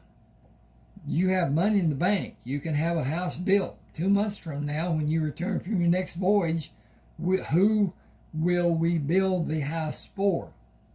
Diego fairly beamed. Clara Anderson is her name. Diego considered Joshua's mentioning his bank account. How much money do I have? Joshua said as a calculated guess, upwards of $1,200. Diego remained silent again. After he finished drinking the coffee, he said, that much money? I'm surprised.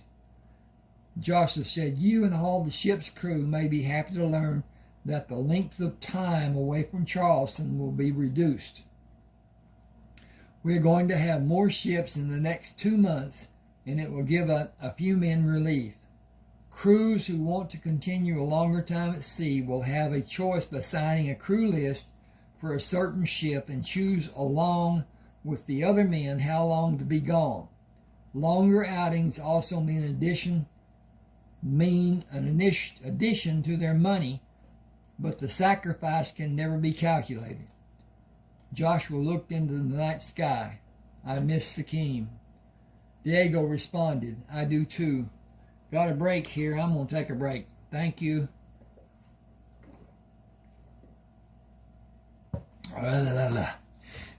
Dot stood by the carriage waiting for Joshua.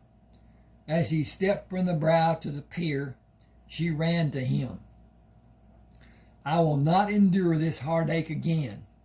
When you leave, I will go with you. He drew her to him, put his arms around her, and swung her around.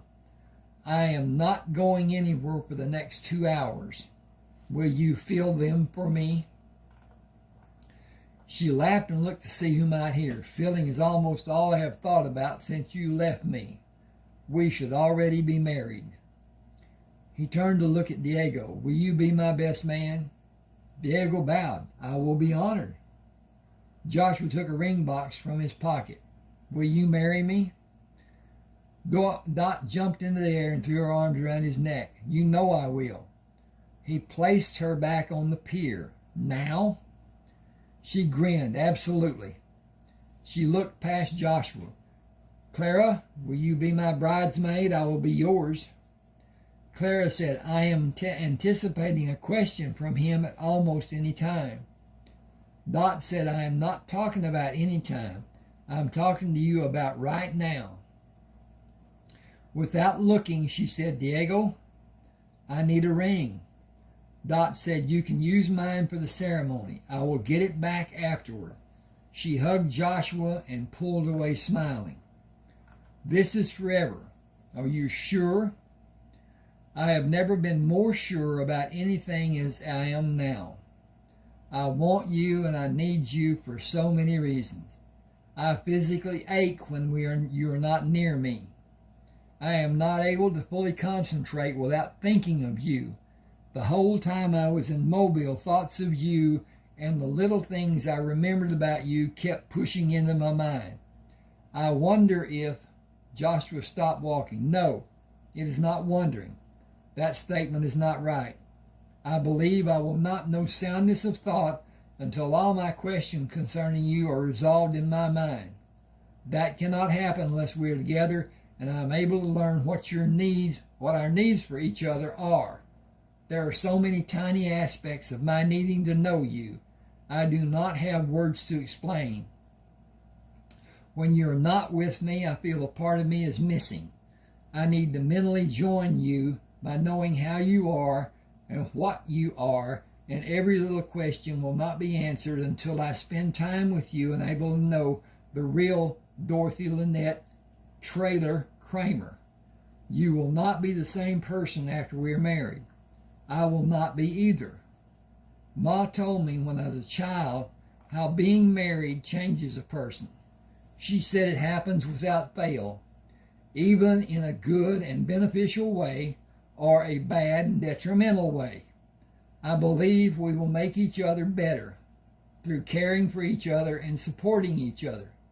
She said we will be stronger, more responsive, more trusting, happier, content, and elevated in every sense of our personal progression. Oh, she said we will know joy we would never have without having our love. Dot said, come with me and begin our progression. Daddy said his life changed when he carried Mama across the threshold. He said he felt all the bad in his life just disappeared from his mind. He changed from the reclusive, distrustful person he was before.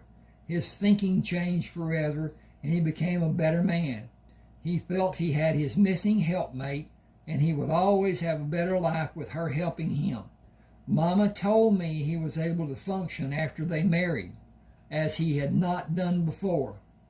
When I was 20, he said he would not have been the man he was and accomplished all he did without Mama. When he was dying, he told me that I took her place in supporting and inspiring him when she died. I made him stronger. I know without a doubt it was him that made me stronger. Hang on just a second. Oh, hoo. And, okay, we're not there yet. When I shot Mr. Wasmer, it was not because he stole from me. It was because he stole from Daddy, and he stole from my memories of Daddy. Daddy's people had too much respect to steal or do anything bad behind his back. Does that make sense? Joshua turned her to him and hugged her. Do you understand it? Does it make sense to you? That is all that matters. I love you for who you are, and I love you for how you are, and I love you for what you are. Does that make sense? She reached up to kiss him. It does, completely. This is chapter 14. So I've done two chapters. Okay. Joshua was drawing on a large sheet of heavy paper in the parlor when Dot came to stand near him. What are you drawing? The plans for the roaster unit.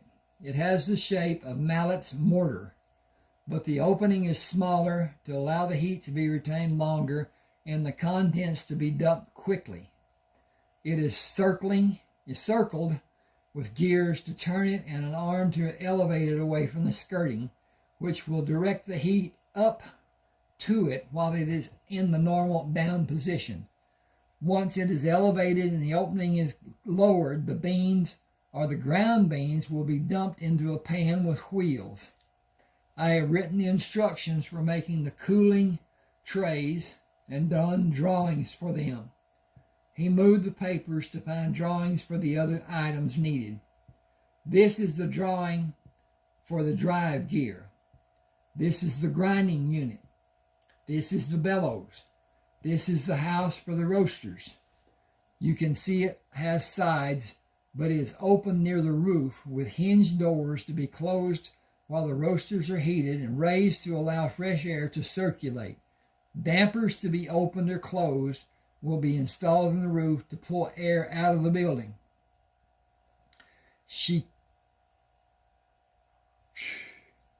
Hang just a second.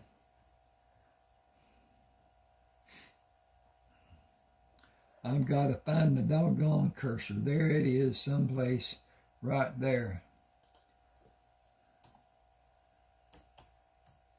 Placed her hands beside his.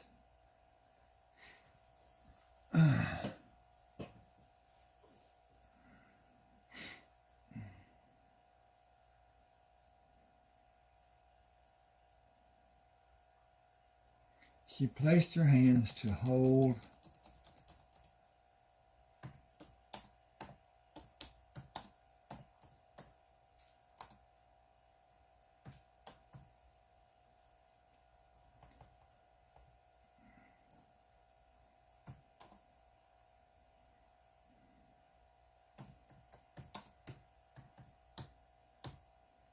steady Oops, we got that misspelled. I just had this. This was just nothing there. She placed her hands to hold his head steady and kissed him. Okay.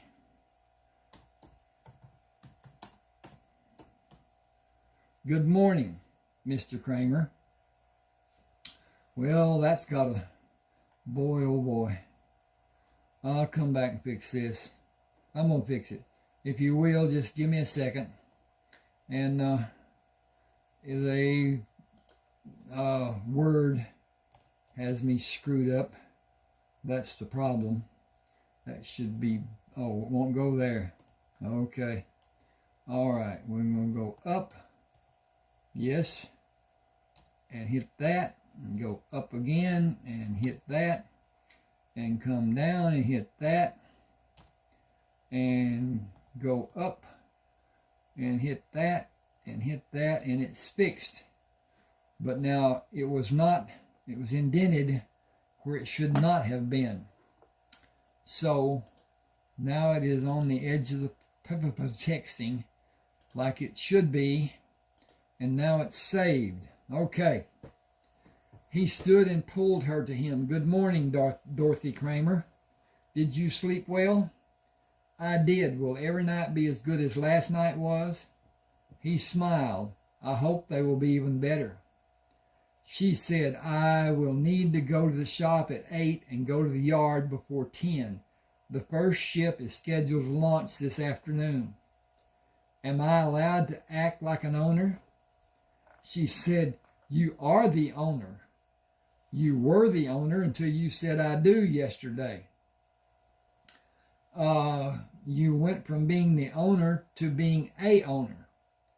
Everything you have is ours. Everything I have is ours. South Carolina law states that it is such. Ours. Makes me very happy, Mr. Crammer. He pulled her to him. Does the wife of Mr. Crammer desire a ride on a ship this afternoon? Will you be in command, Mr. Crammer? After the ship is thoroughly inspected, I will allow my wife to take the wheel if she desires. She asked, how did you learn to command? He said, do you mean direct the ship, not just a series of commands? Commanding is a lazy man's job. Do this, Mr. So-and-so. Do that, Mr. So-and-so. He can never make a mistake. I learned by trial and error. I took over a ship from a steering position on my knees to prevent my being shot. I learned to direct by having a crew of men who knew nothing about sailing a ship. Not even the nomenclature. I pirated a pirated ship with captured men on it and took it and 3 other ships to the owners in Spain. That is how I met Sakim and Tony. She smiled. I am proud to tell you they are going to be married soon. He joked to each other. That will bring the gossips to a new level. Aren't you full of it this morning? To Melinda and Karen, silly. He said, Sakim will be back in 3 weeks. Tony will be on the ship for another 2 weeks after Sakim comes back. She pushed her body into his.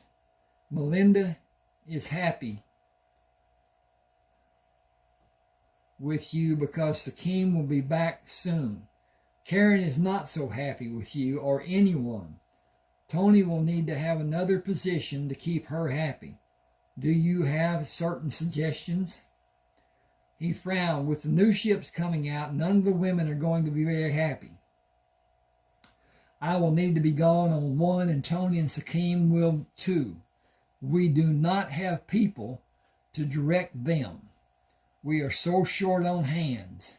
Men will be taken from crews that are already barely manned. I directed everyone on the other ships to seek deckhands at the ports they are going to. Tony is on the Adelphia, going to ports along the coast of Texas, and it will load to go back to Tampa. I hope there are able seamen available in those ports. Having inexperienced men can be dangerous, as he can cause someone to be involved in an accident. Some accidents on a ship only have one result. Someone dies. Hang on just a second. I need to make certain this is of length that it needs to be and not hurting anyone. But anyway, all right. He tried to lighten the moment. There are only 2 ropes on a Spanish sailing ship by terminology: the bell rope and the main mast rope. Yet a rope locker exists where the lines are stored, and new men must learn the ropes. Curious. If Tony is able to find men, it will be 3 or 4 weeks before he will be able to bring them here. Dot came from her dressing room in the office of the trailer shipyard, dressed in what she called her working clothes: leather gloves, boots, pants, and shirt. She held her arms out from her sides. Working clothes. Are you ready? Joshua said, hail or high water, I will follow you. What's first on the list? One ship has left the slip. It had a full inspection. The crew is on it and is waiting at the pier. Joshua swung his hand across his body. Lead out, Scout. The crew resoundingly clapped their hands when she stepped onto the deck. Joshua led her to the bridge and had her stand at the wheel.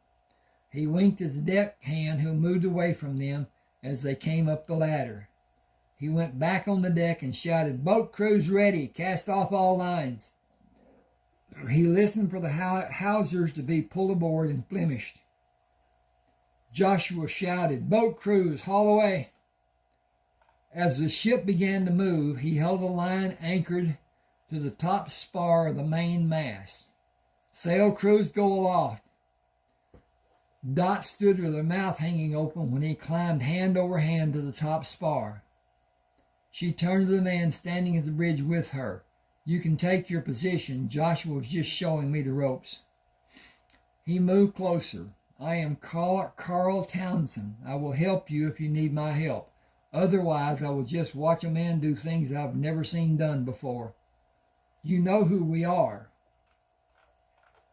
Yes, ma'am, but I have never seen anyone take command of a ship and shinny up a rope like your husband just did, and go all the way to the top using only his hands and arms. Simply amazing. Her pride was evident. He is an amazing man. What will we do next? The boats will take us out into the harbor. When the water is deeper and the wind is right, we will get under sails. The ship will do maneuvers to make certain it will perform correctly. When your husband is satisfied, we will go back to tie the ship to the pier. She said, his name is Joshua. Yes, ma'am.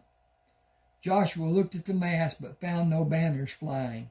We need banners for the mast. He used the rope to move down to the main deck and took a blue banner from a deckhand. What is your name? Tommy Childress, sir. Can you climb? Yes, sir, but on the net, not like you. Joshua said, can you have other men take the banners to the other masts if you take one to the crew of the aft mast? Yes, sir. Joshua pushed the banner into the pocket of his trousers and climbed to the top spar. He swung around the net and held the banner out.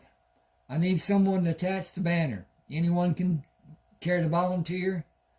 James Halton took the banner. I will, sir.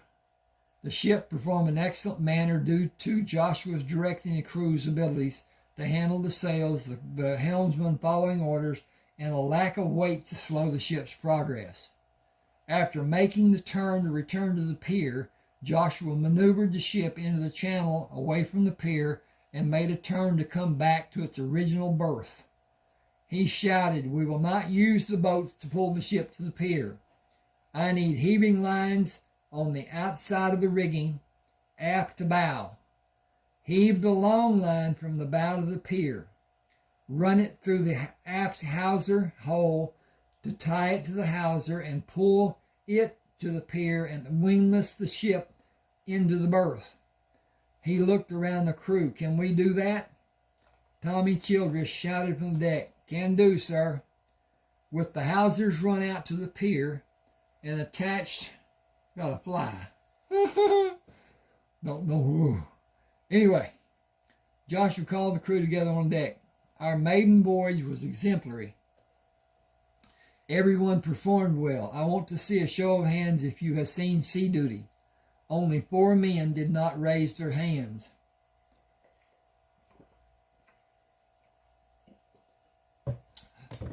Yeah.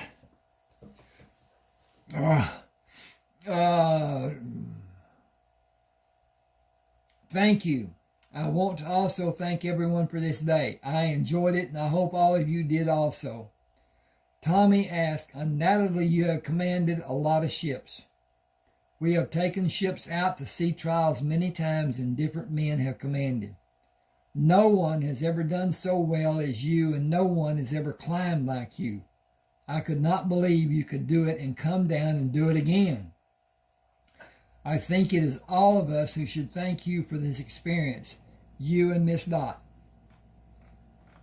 He threw his hands up and shook them violently. I'm sorry, I guess we'll not be calling her Miss Dot anymore. I am happy to say my name is changed to Crammer. She linked her arm through Joshua's. This wonderful man is my husband, Joshua. We were married yesterday. These ships coming out will require men to sail them. We are in need of able sailors. If you know someone, please send him to my dress shop. Tommy Childers asked, do you need an old salt to command this ship? Dot asked, why? Are you asking to be considered? He smiled, I sure am. We take the ships out and then we're just flunkies. Let me go out on the ship and come back to bring the new ones out, and then my ship is ready. I will go back to have a sailor's life. The other men waited for her to answer. She looked around at them, seeing the questions revealed in her face. Are all of you asking to be signed on to a ship? To a man, they all answered yes. She turned to Joshua. You have the floor. This is out of my league. We are losing manual laborers, but gaining able seamen. Joshua said, I want to see how you handle a crew, Tommy. 5 o'clock tomorrow morning, all of you be here. I know it is early, but there's so much to do. Gerald Akers said, do you want other men? Joshua asked, what other men? Gerald said, those that work at night and on other shifts and at the warehouses and all around the harbor. There must be close to 250 altogether. Joshua said, there are 5 ships to be manned the next 2 weeks. I want to see how all of you do and determine how to utilize each of you. I have to tell you that we're going to have Negroes also. I want to keep tempers in check, and we'll probably have one ship's crew be comprised of Negroes. You may never be asked to sail with them, but it might happen. If you feel adversely about sailing with them, you might want to check the crew list on your new ship before you board, just for good measure.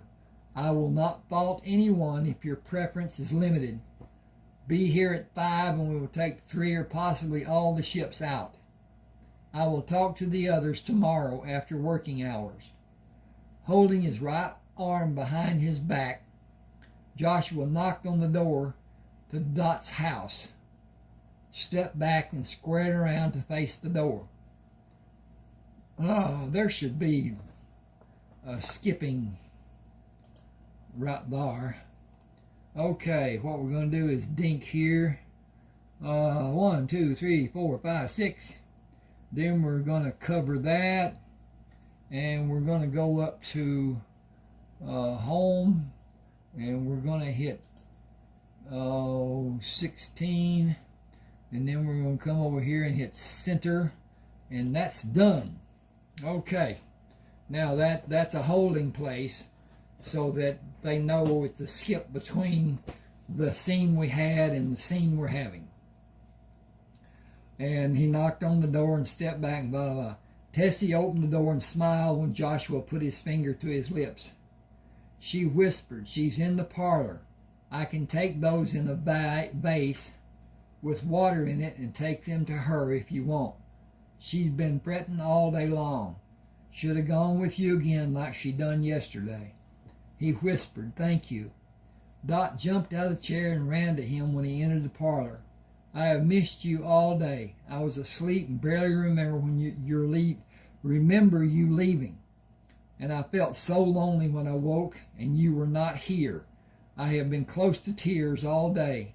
When you leave on a ship again, I will be right beside you.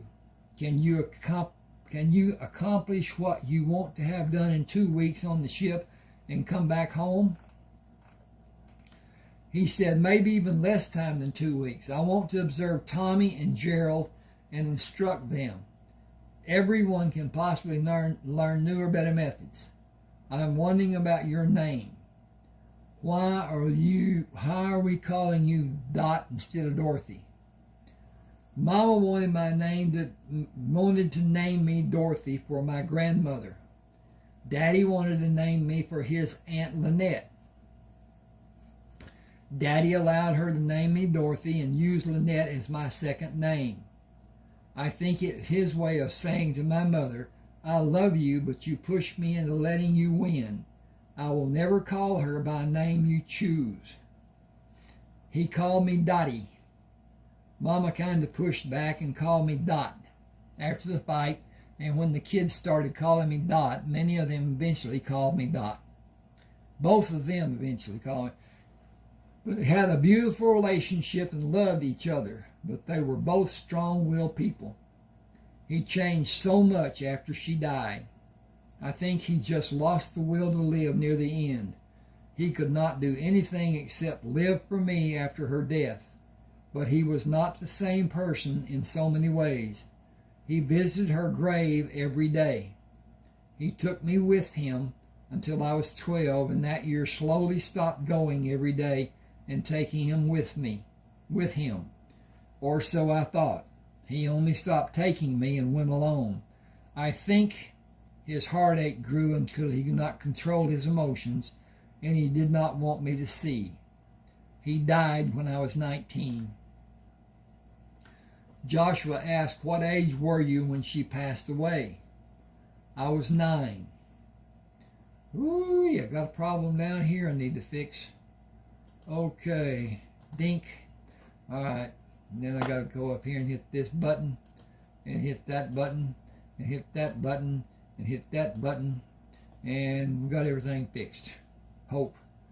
Okay.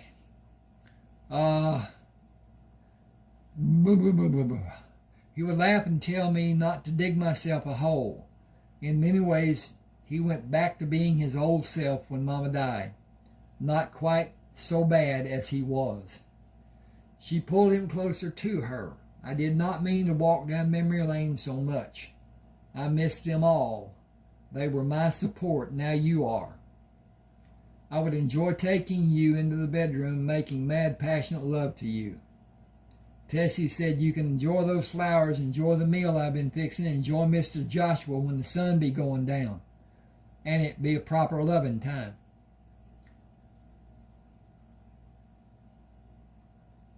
What? Oh, darn, something making noise. Huh. Okay. Sound like a bunch of hornets. Okay. She pulled him closer to her. I did not mean to walk down. No, I got that. Oh, she thinks she has to mother me. She has been trying since Mama died. Joshua said, I have been trying to mother almost 200 men for almost 2 years. The head count increased to almost 300 before we left the Mediterranean. I want to change that circumstance to managing almost 450 men instead. We need another 150 men with the new ships. Sakim has managed the bank and has people in positions that allow the operation of the bank to function smoothly. I would like to have Tony manage the shipyard and piers and warehouses. All that needs to be done is institute policies for the coffee and sugar units until I can find someone to manage here. Manolo will manage the mobile units. He has settled in very nicely and even has a serious girlfriend. Hang with me just a second. I think I'm just about to find a place. And okay. Okay. This is chapter 15. Lynette Taylor Crammer was born on September the 17th in 1818, 3 years after Joshua and Dot were married. Dr. Samuel Butterman carefully held her out to Joshua. She has everything she is supposed to have and is all in the right places. Joshua looked at him without speaking. Sam smiled. She is healthy and hearty. She progressed to full term, and she and her mother are doing fine. Delivery was fast and gentle for mother and baby. Even her father made it through the process, unscathed. Do you have cigars to celebrate? Joshua said, I will take my daughter to her mother and come back for a drink. You know where the liquor is stored. Pour 2 drinks and I will come back. Give me a second.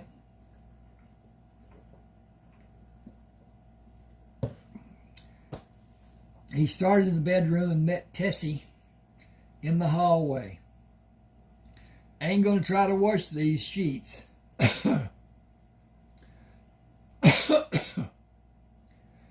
Ooh, burn them will have to do. She looked at Lynette. She's shown up pretty. Most babies is downright ugly. She looked like her mama. I got to get this mess took care of and cook lunch. You all done missed breakfast. Joshua gave Lynette to Dot and kissed her forehead. I have a tradition to fulfill with Dr. Sam. Can I bring you something when I come back? I would like a glass of milk, please. What is that? Don't know. Come off. Okay. Do you want to hold her or put her in the cradle? I want to hold her for a little while. I'm not sleepy, and if I become tired, I will put her on the bed with the pillow to cradle her against me. She cuddled Lynette and looked up at Joshua. Do take your time with Sam. He has been so good for me through our pregnancy. She grinned mischievously. You should be aware that all the girls will come to see our daughter today. He said, is that the reason the father and doctor celebrate with a strong drink? To bolster the father's confidence about facing the looks of disdain he will be getting from the attendants? She smiled. I think most men will only find an excuse to drink, one excuse being equally as good as another. He said, I need to make a round today. I did not go yesterday and need to check to see if anyone needs help. No one would bother me for any reason, knowing the birth of Lynette was near. Everyone will want to know how you're both doing. I will give your regards to all of them. Tell them you are thinking about them and ask for their prayers. Joshua bent and kissed her forehead. I will be back as soon as I possibly can. Dot said, shooey. It would be considered you to have your drink and see that your dental hygiene. Joshua said, I have not been close to doing anything for the past 2 nights. I will exercise my elbow in a bit. Thank you for embarrassing me. She said, I love you even if you can wilt a flower from across the room. He smiled. Very funny. Everyone loves a comedian. Joshua took the glass Sam offered him. She is in a good mood for a woman who has gone through that lengthy ordeal. Sam said she was calm and the delivery was fairly easy for her. Some women have much worse pain than she exhibited and scream as loud as their lungs will allow. I try to remain calm to reassure the expectant mother, but it becomes difficult sometimes. Dot listened, even when she was in pain. Her demeanor was remarkably composed. I hope Dana will do as well as Dot did. I am going to be nervous enough as it is. Joshua said, You will have enough time to practice with her. Sam said 4 months is not what I call long enough. Is she pregnant now? She tells me we will have a boy. Congratulations. Dot told me the girls will be over to see her and Lynette today. I do not want to seem like I'm hiding, but I was with Dot all day yesterday without seeing about business. There is usually some crisis that needs my attention and direction. I told the men to make a decision as if they are the owners. Indecision is a failure in itself. I sometimes have an urge to go to see my old home and be gone for 4 or 5 days and force them to manage as their position requires. Manage and not wait for help. Sam asked, you have not been to your old home place since we got to Charleston? Joshua said, I planned to and I want to, but the ships and the men held me, and then Dot sabotaged my life, and now I'm indispensable for so many people. And today I am a father, which further complicates matters. I cannot take them with me for some time, and I will not be away from them. They need me, and I need them. After all, it is just an abandoned log house with 2 grave sites, old memories of a life swept away. Sam said, I will see my patients again and go back to being indispensable like you. My patients can find more ways to injure themselves than anyone can imagine. These past years,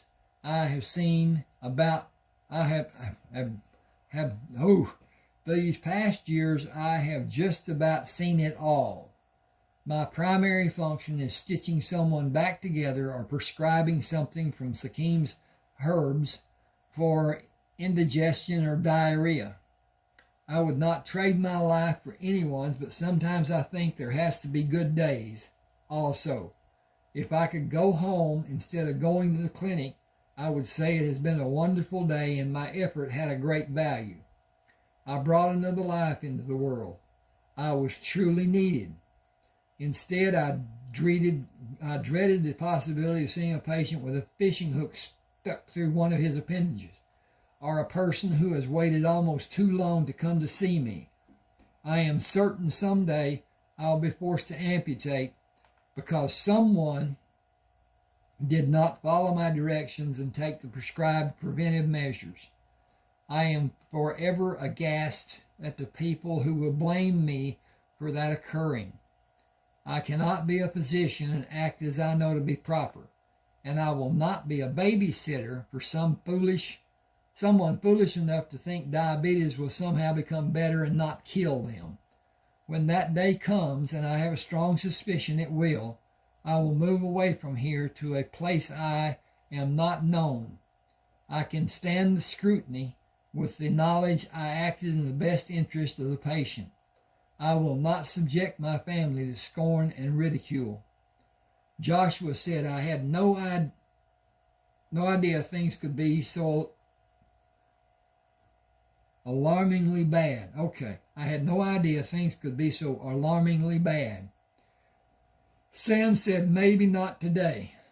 I remind myself every day when I wake, maybe not today. Joshua joked. As the psychiatric patient said, well, I'm off.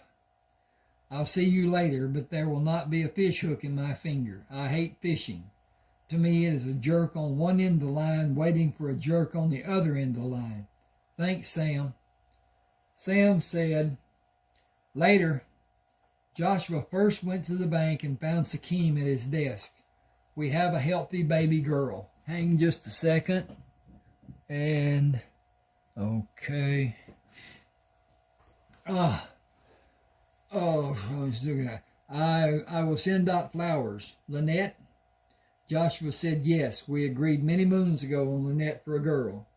He studied Sakim, considering how he would speak about Sam. I just had a very interesting, appalling conversation with Sam. He told me he believes he will be held accountable for someone's bad experience. If someone will die, he will be judged to be culpable by someone's ignorance. The scheme says it happened to me, but on a small scale, as no one died. Several times I have given a poultice for a wound, and someone ingested it, or herbs to be ingested that someone bound to a wound. I am never able to say things so people cannot misunderstand my words and directions. I have had an occasion where I was positive my instructions were crystal clear, and a woman's husband told her to take the poultice with a drink instead of applying it. Sam is right to be concerned. His profession can have more repercussions and even a dire consequence.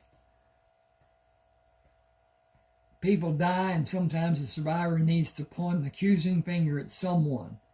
Grief drives some people to unfortunate actions, and once it is done, there may not be a way out for Sam, even for his safety and for his family. Joshua said, I will not allow that to happen. Sakim said, you will not always be where you can intercede. True, and he will never allow someone to be near to protect him. Joshua sat in the chair. How's your day going? Sakim held a stack of papers. Orders for coffee. The Charleston plant requires expanding, perhaps as much as threefold. If these orders are an indication, Mobile requires expansion also. That will require more ships, and revenue will be lost from not supplying those customers we have been servicing. We have a backlog of more than a week on coffee orders, and the market is growing. Joshua said expansion for both of the plants is underway. The equipment will be here and in Mobile in a week to 10 days, but only doubled. Sakim said doubled will help, but the people are just learning about ground coffee. Our business is going to become more than we can handle. I suggest more plants and more shipyards. Tony has almost the same problem with the shipyard as I do with the coffee, and the revenue just continues to grow. He smiled. Do you even know what your family's net worth is? Joshua said, no, and I don't want to know. I have never tried to keep an accounting of the money I gained from the days we spent on ships, and most of my increase is from Dot's holdings. That is hers and Lynette's. Sakim asked, do you consider the ships and the coffee business theirs also? In part, yes. My friend, Tony and I have close to $500,000. We are poor in-laws compared to your worth. Joshua threw his hands up. Enough. I am happy, and that is all I want to know. It could all be lost tomorrow. It will be hard to pick up and start over if that happens, but I am prepared. Sakim said, you could leave here right now as an extremely rich man. Joshua smiled knowingly. I can leave here any time as a rich man. Sakim asked, you are prepared? Yes. Okay, that's going to okay. Sakim asked, you have surplus put aside? Yes, enough. Have you been to the coffee sheds lately? Sakim said, I was there this morning. Everything is great except not enough. Titus has proven to be a good supervisor. He is hard, but he is fair. The men respect him. Joshua leaned back in the chair. You and Tony are safe from King Ferdinand. That is not true for me. Since all the Dons died, the new court has questioned my disappearance. For the sake of many hundreds of people, I must never be found, or any part of my life here allowed to be documented. My name is not affiliated with any of the businesses as Joshua Simpson Crammer. It is J.S. Crammer. It cannot be inherited until my children is of the age of 25, my child. I have left instructions for the operation to be directed to you and Tony jointly, with compensation to be equally divided by the two of you. Cecil Thompson has the instructions in my will. They are signed as J.S. Crammer, and they are witnessed.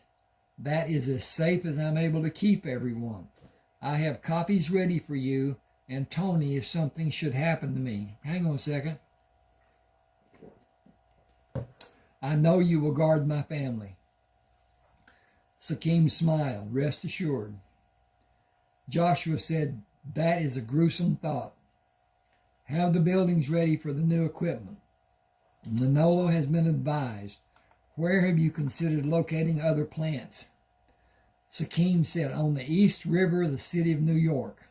I have made inquiries and several locations are available, giving you a multitude of choice locations. It will supply the city, and that will be a large market.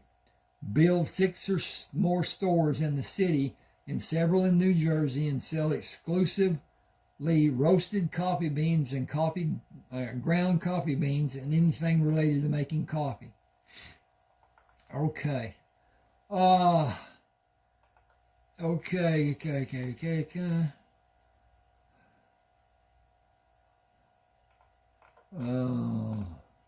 Okay.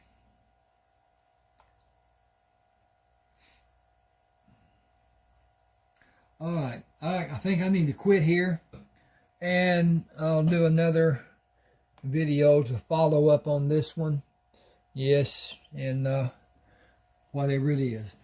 Please subscribe to my channel. Hit the like button. Those two things really help. But anyway, if you have a desire to have books that I have written, shoot me a email. There's the address right there on the bottom of the book cover, and I'll get back to you. At any rate, okay, thanks for being with me. Oh.